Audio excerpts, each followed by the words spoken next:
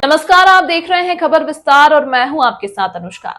सेमरिया के कांग्रेस विधायक अभय मिश्रा ने जिला सहकारी केंद्रीय बैंक और संबंधित सरकारी तंत्र में फैले भ्रष्टाचार की परतें एक एक कर खोल दी। उन्होंने प्रेस वार्ता के दौरान बताया कि किसानों को उनके हक से वंचित कर दलालों और अधिकारियों की मिलीभगत से 6,585 फर्जी धान पंजीयन किए गए, जिससे शासन को करोड़ों का नुकसान पहुंचाने की साजिश रची जा रही है। फर्जी किसानों का रैकेट जिला सहकारी केंद्रीय बैंक, फूड विभाग और राजस्व अधिकारियों के मिलीभगत से वास्तविक किसानों की जगह बिचौलियों और दलालों के नाम पर पंजीयन कर धान की खरीदी की जा रही है। सीईओ ज्ञानेंद्र पांडे मास्टरमाइंड विधायक ने जिला सहकारी केंद्रीय बैंक के सीईओ ज्ञानेंद्र पांडे को इस पूरे फर्जीवाड़े का मुख्य सूत्रधार बताया, जिन पर पहले से ही 48 करोड़ के घोटाले का मामला अमरपाटन थाने में दर्ज है। कलेक्टर की चुप्पी अभय मिश्रा का आरोप है कि जिला प्रशासन भी इस घोटाले में मौन समर्थन दे रहा है। 29 सितंबर को आयोजित बैठक में उन्हें जानबूझकर नहीं बुलाया गया ताकि वे बैंक की खरीद प्रक्रिया की पोल न खोल सकें। कैसे हुआ फर्जीवाड़ा? जिले भर में 7,000 से अधिक फर्जी पंजीयन पोर्टल की सत्यापित रिपोर्ट से सामने आए हैं। बिचौलियों और दलालों ने किसानों की जमीन को बिना दस्तावेज या अनुमति के अपने नाम पर पंजीकृत करवा लिया। उत्तर प्रदेश से सस्ती धान 1,300 रुपए क्विंटल लाकर यहां 2,400 रुपए क्विंटल में बेचकर शासन को चूना लगाया गया। विधायक प्रतिनिधि मोहित उर्फ मिंटू परिहा ने बताया है कि पंजीयन शुल्क के नाम पर किसानों से 100 रुपए से 200 रुपए तक वसूला गया है। साक्षात या फर्जी सिकमी पंजीयन पर 500 रुपए से 2,000 रुपए तक की वसूली की गई है। सीएम हेल्पलाइन में 90% शिकायतें पंजीयन की धोखाधड़ी से जुड़ी हैं। किसी की जमीन किसी और के नाम पर पंजीकृत कर दी गई है। शिकायत करने पर अधिकारियों का रवैया बेहद गैर जिम्मेदाराना रहा। जवाब मिलता है, टेंशन ना लो, ऑपरेटर को बोल दूंगा, दूसरे की जमीन दूसरे नाम कर दूंगा, बोनस आएगा तो लिखवा देंगे। यानी पूरा सिस्टम एक भ्रष्टाचार के सिंडिकेट में तब्दील हो गया है, जहां किसानों की आवाज दबाई जा रही है और जिम्मेदार अधिकारी कुंभकर्णी नींद में सोए हैं। विधायक अभय मिश्रा ने इस पूरे मामले की उच्च स्तरीय जांच की मांग की है और चिताया है कि यदि किसानों के साथ न्याय नहीं हुआ तो वे जन आंदोलन का रास्ता अपनाएंगे।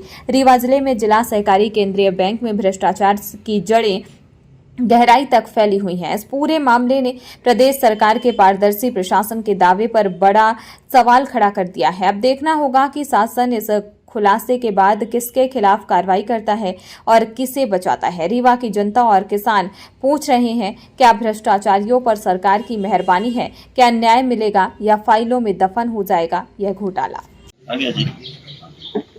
आज आप सब आए, यहाँ सबका स्वागत है। इस प्रेस कॉन्फ्रेंस के माध्यम से एक विशेष विषय वस्तु पर आपके साथ प्रेस कॉन्फ्रेंस की जा रही है। जब प्रजातंत्र की व्यवस्थाएं कमजोर हो जाएं, जनता वोट देती है उम्मीद के साथ कि हमारे विकास काम होंगे, उनमें रोड़ा बन जाए, बने सरकार स्वयं उसी जनता के जो जिसके वो सरकार हैं, पदाधिकारी हैं, मुख्यमंत्री हैं, जो उन्हें भी वोट देती है। फिर दूसरी तरफ विधानसभा का एक तरह से मजाक बना लिया जाए। पहले विधानसभा में किसी के क्वेश्चन आ जाता था तो चर्चा हो जाती थी। आज आप विधानसभा की स्थिति आप सबसे छिपी नहीं। एक तो समय इतना कम कर दिया गया, बैठकें इतनी कम कर दी गई, ऊपर से हाँ की जीत हुई, ना की हार हुई और गलत पाया गया। मतलब सभी का, चाहे वो कांग्रेस का हो, चाहे भारतीय जनता पार्टी का हो, विधायक हो, एक परंपरा सी बन गई है। कुल मिला के अधिकारी राज को पूरी तरह से बढ़ावा दे दिया।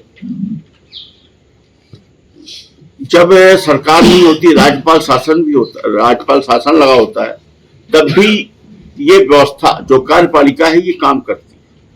लेकिन चुनाव इस बात के लिए कराए जाते हैं कि जनता की हिस्सेदारी उसके नियंत्रण पर रहे। राज्यपाल शासन या राष्ट्रपति शासन से हटकर मुख्यमंत्री का चुनाव और ये विधानसभा का चुनाव इसी बात के लिए होता है कि अधिकारियों पर कहीं ना कहीं नियंत्रण है और विधायकों को ये अधिकार प्राप्त है कि अगर वो कानून को बनाते हैं और अगर कोई चीज उसके इम्प्लीमेंट में गड़बड़ है या करप्शन है तो उसकी बात विधानसभा के माध्यम से रखते हैं।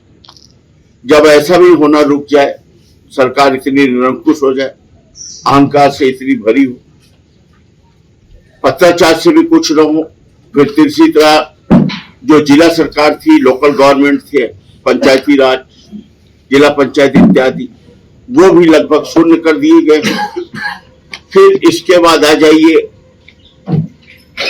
प्रभारी मंत्री को जिले का मुखिया बना दिया जाता है। एक तरह की अप्रत्यक्ष रूप से लोकल गवर्नमेंट इसी के गवर्नमेंट के विहाप में ही जो जिले स्तर पर होती है, जिसमें योजना समिति की बैठकें होती हैं और काम होते हैं। योजना समिति आज तक चुनाव न कराए जाए, अपने मनमानी ढंग से चीजों का पदों का दुरुपयोग किया जाता रहा, सत्य कोई सुनने वाला न हो, भ्रष्टाचार लगातार हो रहा हो और आंख मूंद कर राज्य स्तर पर तो अलग हो रहा और जिला स्तर पर अलग हो रहा। तो आज मैं जिला स्तर के भ्रष्टाचार की बात करूंगा और आपसे ये भी बताऊंगा कि जब हम लोग जब जिले स्तर की बैठकों में बिना बुलाए भी क्यों जाना चाहते और हम लोगों को आने से क्यों रोक दिया जाता है, कम से कम मुझे विधायक के रूप में क्यों रोक दिया जाता है, जबकि उस प्लेटफॉर्म पर सभी विधायक, चाहे वो कांग्रेस के हों चाहे भारतीय जनता पार्टी के हों, यहां तक कि हमारे महापौर तक को बुला लिया जाना एक बार लाजमी, लेकिन एक विधायक को एक बार नहीं दो बार, आपके सामने ये बात आ चुकी, उसको दोहराने का कोई मतलब। हम ये कहना चाह रहे हैं इसके पीछे क्या है।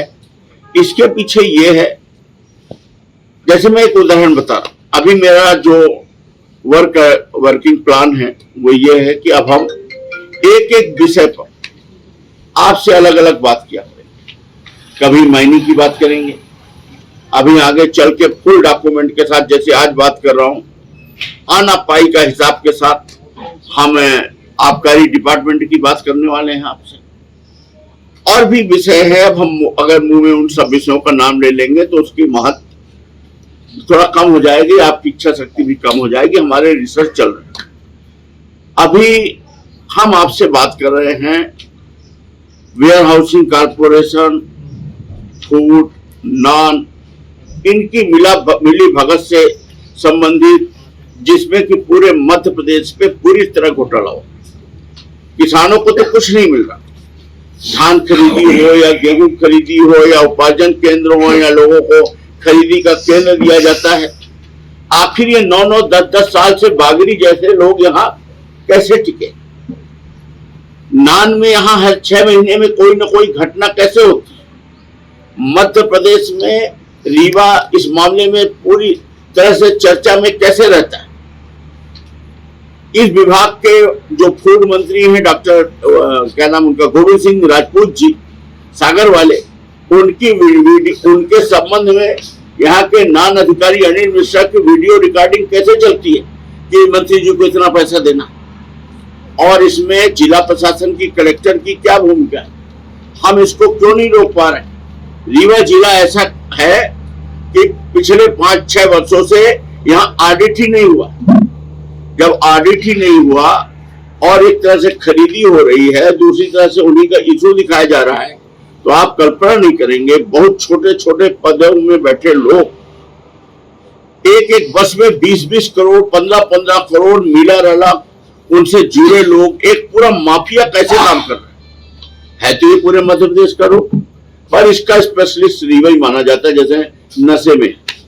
तो उसका एक वानगी आपके सामने रूप में रख रहा हूं, जिनको हमने इस रिसर्च काम में लगा रखा था, उनके द्वारा आपको रखवा रहा हूं।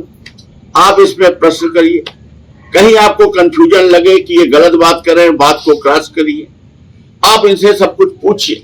और अगर आपके मन को बात, इतना तो आप भी शिक्षित हैं, आपको अगर कागजों के आधार पर समझ में आ जाए कि बात ठीक है, तो अब हम निराश होकर के चौथे स्तंभ के माध्यम से, अभी हमने आपको बताया ना कि जब कोई न सुने प्रजातंत्र की ये हालत हो जाए, तब आपसे एक अंतिम उम्मीद बचती है कि हम इनका कुछ कर तो नहीं पा रहे क्योंकि पूरे कुएं में भाग भूली है, पर जनता के बीच में प्रसारित तो कर दें। आखिर उस दिन, जिस दिन इस विभाग की प्रमुख सचिव एसीएस रश्मि समी मैडम आई थी 29 तारीख को, कि ज्ञानेंद्र पांडे पर किसकी छाया है, तो मैं उसका जवाब देता हूँ। पूरा ही नेटवर्क बनाया है, इसको आप ध्यान से पढ़ लें, इसको आप छाप भी सकते हैं, कोई संशय नहीं। इस ग्रुप का मैंने नाम दिया है फर्जीवाड़ा ग्रुप, माननीय विधायक जी का अनुमोदन से। पूरा नेटवर्क इस प्रकार है, आप समझिए। पहले तो नाम, एक आपने स्थानांतरण या कोई आदेश सरकारी होता है ना, तो उसमें कॉलम रहता है वर्तमान पदस्थापना, अगली पदस्थापना, तो मैंने एक अपने तरीके से बनाया है और इसमें मैंने बनाया है नाम, पद और करामात एवं वसूली ग्रुप के अपने अपने हिस्से के कार्य। और ये मैं आपको सत्यापन करके दूंगा, जितनी बातें इसमें मैंने लिखी है अभी मैं एविडेंस दूंगा इसके, आपको मैं क्रमशः आपको बताऊंगा। इसमें सबसे पहले आ जाते हैं ज्ञानेंद्र पांडे जी के ऊपर, जो जिला सहकारी सीईओ हैं, जिनकी मैंने आपको FIR की कॉपी भी दिखा दी। इसके बाद मैंने माननीय दिवराज सिंह विधायक जी का लेटर दिखा दिया। माननीय जिला कांग्रेस अध्यक्ष हमारे जो राजेंद्र शर्मा जी हैं, उनके द्वारा भी इनके खिलाफ पत्र लिखा गया है और हमारे माननीय विधायक जी द्वारा भी कई पत्र। वही बात। इसके बाद हम जाते हैं इनके ऊपर, इन्होंने 1 लाख रुपए सिस्टम बना के रखा है, 1 लाख रुपए प्रति समिति से इनको पैसा लेना है और माननीय कलेक्टर मैडम को गलत रिपोर्ट करेंगे, ये गलत रिपोर्ट प्रस्तुत करेंगे, मैडम जी को गुमराह करेंगे और अपात्र एवं ब्लैक लिस्ट, जैसा कि अभी मैंने आपको 2 आदेश दिखा दिए, अपात्र समितियों को 2-2, 3-3 पंजीयन केंद्र देते हैं, इनका काम ये है। अब आ जाते हैं केवी बागरी, जो जिला मैनेजर है, इनका काम मैं बता देता हूँ क्या है। इनका काम है वेयर हाउसों एवं धर्मकाटाओं के माध्यम से 2% शासन सूख देता है। अब मैं आपको देता हूँ, ये तो 0.5% अलग मैटर था, 2% कम होता है। जैसे एक वेयर हाउस है, इसको सूखती क्या बोलते हैं? हाँ, सूखत, 2% सूखत बोलते हैं। उसमें जितनी आपने खरीदी के माध्यम से या मिलरों के माध्यम से या परिवहन के माध्यम से जितनी मात्रा एक वेयर हाउस में स्टॉक होगी, वो रखने के बाद 2 महीने, 3 महीने, 4 महीने, अधिकतम उसकी जो समय सीमा शासन ने निर्धारित की है 6 महीने, 6 महीने के भीतर वो अगर धान उठती है अथवा नहीं उठती है, 1 महीने के अंदर ही उठ जाती है, एक भी नहीं सूखी है, लेकिन फिर भी शासन लीगल तरीके से 2% सूख का देता है। 2% अगर मान लीजिए किसी भी वेयर हाउस में 30,000 कुंटल, यानी 30,000 की something metric ton, 3,000 metric ton अगर रखा तो 600 कुंटल तो ईमानदारी से शासन दे रहा है कि खा तो जाओ, आप इसको खा जाओ। तो 600 कुंटल इंटू आप सीधे सीधे अगर आज का 2369 शासकीय रेट है तो आप डिवाइड कर लीजिए, एक वेयर हाउस की कमाई 12 लाख रुपए।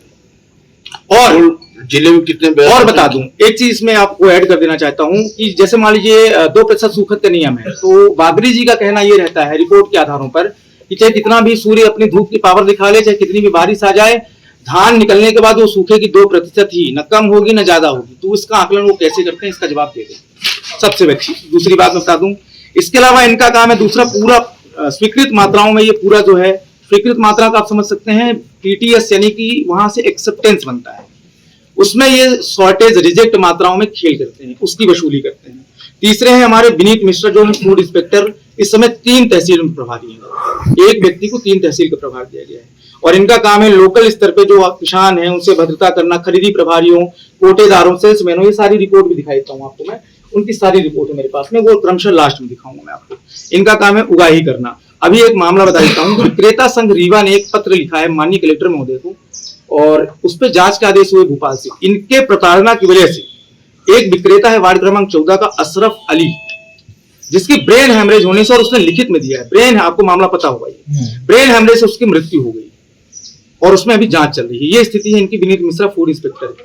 अब आ जाते हैं संजय यादव, ये नॉन ऑपरेटर है, इसने पूर्व में कई ऐसे घोटाले किए, पूरे जिले में खाली बारदाने हों, भरे बारदाने हों, पूरे बारदानों का सबसे बड़ा माफिया है ये इंसान, सबसे बड़ा माफिया है, जिसके द्वारा रिजेक्शन ऑपरेटर है और जो कि पूर्व में अभी सस्पेंड भी हो चुका था। ये सस्पेंड हुआ भोपाल से, इसको फिर इसने जुगाड़ करके सीधी में पदस्थ हुआ, सीधी से ये ट्रांसफर हुआ नान में RM ऑफिस से ये चुपचाप फिर नान ऑफिस रीवा में बैठ गया है, जबकि एक बार सस्पेंड हो चुका था, आज फिर से कार्यरत है। हाँ, रीवा से सस्पेंड हुआ और फिर रीवा में हुआ।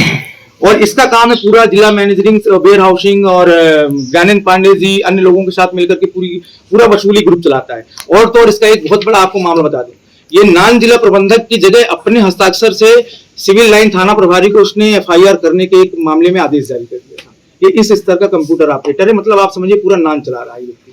अब आ जाते हैं शिवपूजन सिंह, ये फूड में ऑपरेटर है, कोई भी कोटा संचालक हो अधिकतम मात्रा का ये स्वीकृत देंगे और इसके बाद में उसका आवंटन करके ये राशि गमन कर लेंगे। और 181 में अगर कोई किसान शिकायत करता है तो जिन फर्जी पंजीयन हुए उनसे समझौता कराते हैं, ये इनका काम है। अब मैं के तहत स्पष्ट शब्दों में लिखा गया है कि कोई भी बैंक का कर्मचारी, चाहे वो मुख्य कार्यपालन अधिकारी हो, चाहे किसी एक टेबल पर बैठा हो, 4 साल से अधिक एक जगह पर, नहीं इसमें सब 4 साल का नीति किया है, 3 वर्ष को शासन की अलग नीति है, 4 साल से अधिक ये उनकी स्वयं की नीति है कि 4 साल अधिकतम, इसके ऊपर आप एक दिन नहीं, लेकिन 6 साल से ज्ञानेंद्र पांडे बैठे हुए। हमारे बहुत प्रयास करने के बाद भी टच से बस मैनेजमेंट ये वहीं पे, और इसी तरह बागरी आप लोग पता कर लें 8-9 साल से। बागरी कहाँ के रहने वाले? बागरी हैं, नागौद के रहने वाले हैं। अभी जो हमारे माननीय मंत्री हैं प्रतिमा बागरी जी, उनके रिश्तेदार हैं और उन्हीं की रसूख के दम पर कह सकते हैं कि खुला चैलेंज करते हैं। पिछला मामला आपको याद होगा रेवांचल वेयर हाउस में, जिसमें इनको कड़ी फटकार हाई कोर्ट से लगी थी और पूरे मामले को जो उन्होंने एक फर्जी तरीके से पूरा गढ़ा था, पूरा फर्जी पंचनामा, फर्जी छापा, हाई कोर्ट के जस्टिस श्री गुलपाल सिंह आहलूवालिया बेंच ने इनके पूरे मामले को 12185 पिटीशन नंबर है हाई कोर्ट में, आप सर्च कर सकते हैं, पूरे इनके पंचनामा सहित एफआईआर को क्वेश कर दिया था और कोर्ट ने लिखा था कि दिस इज नॉट लॉ, ये आप सही नहीं कर रहे, कानूनी नहीं है और पूरी तरह से ये इनको खारिज कर दिया था इनके पूरे मैटर को। श्री पूजन सिंह के बाद में हम आ जाते हैं अब यहाँ पर मेन जो हमारा मैटर आज का है पंजीयन केंद्र का। इसमें हुआ क्या है मैं आपको समझा देता हूँ, शॉर्ट में समझा देता हूँ। पूरे जिले में पंजीयन का कार्य यानी धान पंजीयन किसान 2 प्रकार से करा सकता है, स्वयं और सिकमी। स्वयं का जो पंजीयन होता है वो इस तरीके से बहुत इंपॉर्टेंट है, इसको सबसे मेना पड़ेगी। ये यहाँ सबसे बड़ा खेल। क्या आप चाहते हैं एक खूबसूरत मुस्कान और दमकता चेहरा? तो आइए smile dental care and cosmetic skin clinic, जहां मुख, दंत और सौंदर्य का आधुनिक इलाज वर्ग सब कुछ एक ही छत के नीचे। यहाँ विशेषज्ञ डॉक्टर सुनील सिंह और doctor Shrimati Pushpalata Singh root canal, fix दांत, इम्प्लांट, ब्लीचिंग, डेंटल विनियर, साथ ही हेयर ट्रांसप्लांट। तो आइए श्री भारत कॉम्प्लेक्स, प्रथम तल, हॉस्पिटल चौक, रीवा और कॉल करें 9827288262। डिजिटल ई पंजीयन सेवा केंद्र, डिजिटल रजिस्ट्री, बांड पत्र, सह स्वामित्व, दान पत्र, स्टैंप एवं सभी बैंकों का बंधक व लोन से संबंधी सभी कार्य किया जाता है।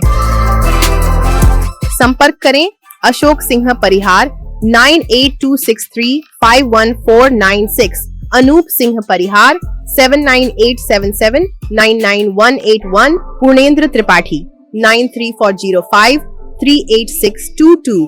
हमारा पता है शॉप नंबर 401, 3rd फ्लोर, स्नेह एस्पायर, बिसाइड महाराजा होटल, जिरिया, रेवा, MP।